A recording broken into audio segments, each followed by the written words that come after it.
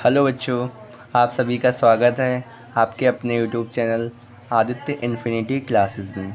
आज हम लोग क्लास 8th के chapter second linear equation in one variables के क्वेश्चन को सॉल्व करेंगे।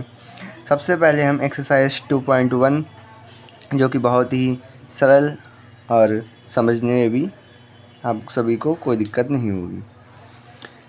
क्वेश्चन कहा गया solve the following equation and check your result. सबसे पहले क्वेश्चन को हम सॉल्व करेंगे। क्या लिखा है? 3x is equal to 2x plus 18। सबसे पहले इन ऐसे क्वेश्चन अगर दिए हों तो सबसे पहले हमारा मेन फोकस ये रहता है कि हमें x की वैल्यू फाइंड करनी होती है। x की वैल्यू फाइंड करने के लिए अगर x दोनों तरफ दिख जाए तो x वाली टर्म को यानी कि वेरिएबल्स को एक तरफ करते हैं, यानी 3x माइनस के 2x इज इक्वल टू 18। ये 2x था, इक्वल के इधर आएगा तो माइनस के 2x हो जाएगा। अब क्या 3x में से 2x चले गए तो कितने बचे? 1x, यानी कि 1 नहीं लिखते हैं। अगर 1x होता है तो 1 नहीं लिखते हैं, x ही लिखते हैं केवल। तो x की वैल्यू क्या आ गई हमारी? 18। x की वैल्यू क्या आ गई? 18। अब इन्होंने कहा है कि हमारा पहला क्वेश्चन तो हो गया कि सॉल्व द फॉलोइंग इक्वेशन।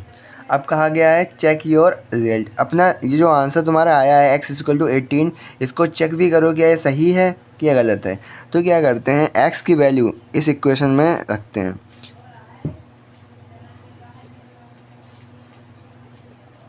ये इक्वेशन है, अगर x की वैल्यू यहाँ रखो तो 3, ये दोनों मल्टीप्लाई में होती हैं आपस में, तो x की जगह हम 18 रखेंगे और यहाँ भी 2 मल्टीप्लाई 18 और प्लस 18। अगर इन दोनों का आंसर एक जैसा आ जाता है, जो ये आंसर आता है वही ये आंसर ये आ जाता है, तो हमारा जो आंसर ये था वो सही होता है, यानी कि चेक हो जाता है आपका रिजल्ट जो आया है वो सही है। इसलिए 18 3 जा कितने होते हैं?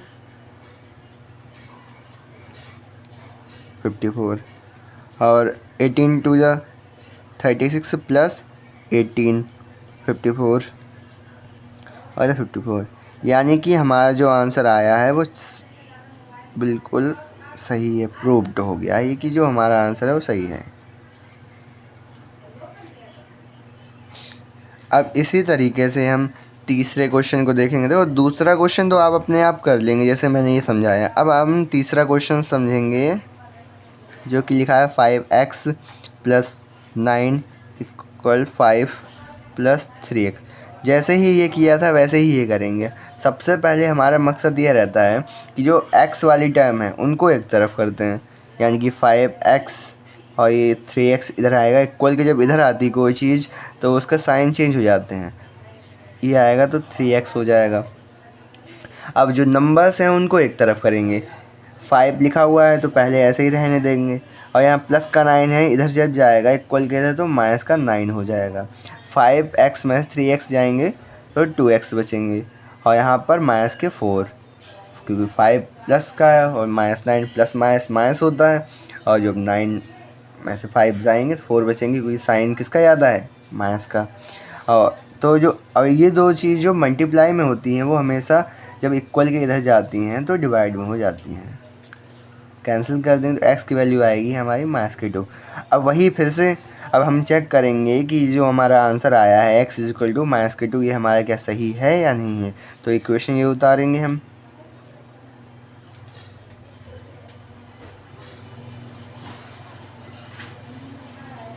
x की वैल्यू जो है हम ये रखेंगे इसकी जगह पर,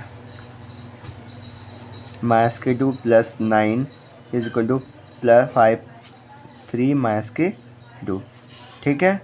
अब क्या 5 2 जा 10 और साइन माइनस का इसलिए 10 प्लस 9 ऐसे ही 5। पहले हम बॉड मास के रूल से जो है मल्टीप्लाई को पहले करते हैं। 3 2 जा 6 माइनस के 6 हो गया। यहाँ पर 10 यहाँ 9, यानी कि प्लस माइनस माइनस होगा तो 10 माइनस 9 जाएंगे, 1 बचेगा। लेकिन जो हमारा साइन माइनस के ज़्यादा है तो माइनस के 1 हो जाएंगे, और यहाँ पर भी 5 में यहाँ भी ऐसे ही रहेगा। तो यानी कि हमारे दोनों तरफ वैल्यू जो आई वो क्या आई?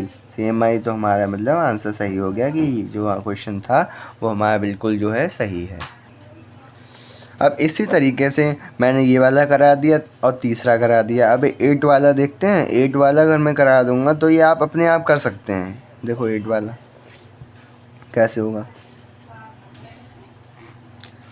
2x/3 + 1 = 7x/15 + 3। अब वही हमारा जो हमने पहले किया था वही करेंगे। क्या हमने किया था पहले कि x वाली जो टर्म थी उनको एक तरफ किया था, ये ऐसे ही रहेगी। अब ये वाली टर्म कहाँ आएगी, इधर आएगी, तो -7x/15 हो जाएगा। ये 3 ऐसे ही रहेगा। और ये नंबर वाली केवल जिसमें x नहीं है उसको एक तरफ करेंगे, तो 1 जो है इधर आएगी तो -1 हो जाएगा। अब इनको सॉल्व करना तो आता ही होगा आपको। इन दोनों की मल्टीप्लाई करते हैं और इनकी इनसे कर देते हैं। बीच में साइन माइनस का है, 3 की इससे कर देते हैं। यानी कि इन दोनों की करेंगे, यहाँ लिखेंगे, इन दोनों की करेंगे, यहाँ लिखेंगे, इन दोनों की करेंगे, यहाँ लिखेंगे। जो साइन माइनस है तो माइनस लगाएंगे, प्लस है तो प्लस लगाएंगे, और यहाँ बचेगा 2। अब 15 2 जा 13 होते हैं हमारे 30 -3 7 जा 21x हो गया। और यहाँ 15 3 या 45। अब ध्यान रखें ये बात, अगर यहाँ से कोई चीज़ जो है, कोई भी टर्म इधर जाती है, डिवाइड में होके इधर इक्वल के उधर जाएगी तो वो मल्टीप्लाई में लग जाती है। और यहाँ 30x में से 21 गए तो 9x बचेंगे, और ये इधर जाएगा तो मल्टीप्लाई में हो जाएगी टर्म 9x। और यहाँ इसकी 90 हो जाएगी क्योंकि मल्टीप्लाई करने में 90 आएगा।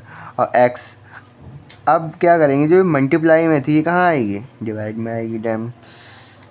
अभी जब कैंसिल करेंगे तो 10 बार में चलेगा, यानी कि x की वैल्यू जो आ गई वो कितनी आ गई हमारी, 10 वैल्यू आ गई। ठीक है, अब x की वैल्यू आ गई। अब हमें चेक करना चाहिए कि ये वाला आंसर हमारा सही है या गलत है। तो उसके लिए हमें क्या, x की जो वैल्यू है उसको हम इस इक्वेशन में रखेंगे।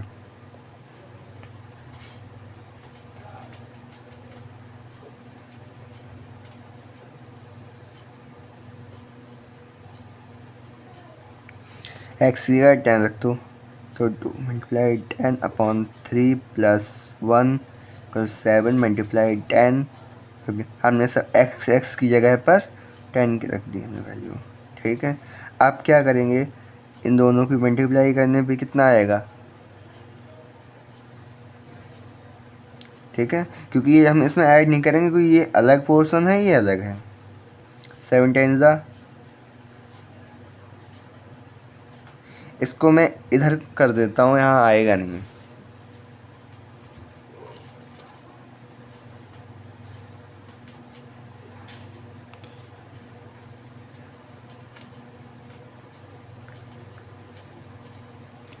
देखो फ्रैक्शन वाली एडिशन और सब्ट्रैक्शन आप सब लोग जानते ही होंगे कि अगर यहाँ पर अपॉन के नीचे कुछ नहीं होता है तो यहाँ 1 लगा देते हैं। अब इसको सॉल्व करते हैं।